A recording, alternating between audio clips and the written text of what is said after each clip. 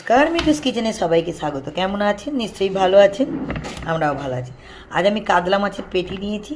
আজকে ঠাকুর বাড়ির মুসুর ফ্রাই করব, কাতলা মুসুর ফ্রাই। আমি একটা ফেসবুকের থেকে দেখেছি, করে দেখাবো। আপনারা দেখতে থাকুন। মাছগুলো এখন পিস করব।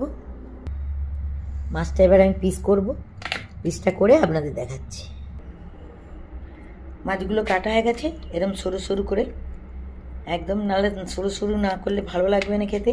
এখন নুন আর একটু লেবুর রস দিয়ে কিছুক্ষণ মাখিয়ে রাখবো।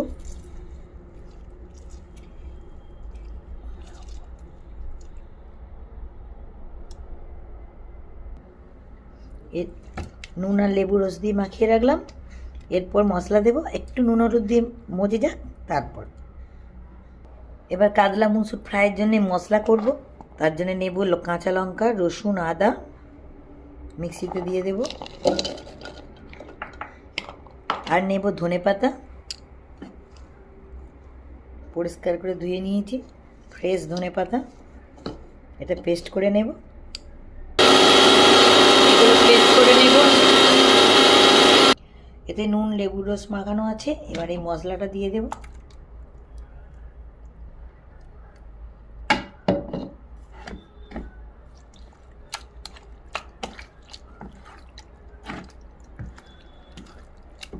দিয়ে এবার মুসুর ডাল বেটে এটাকে ফ্রাই হবে মুসুর ডাল দিয়ে।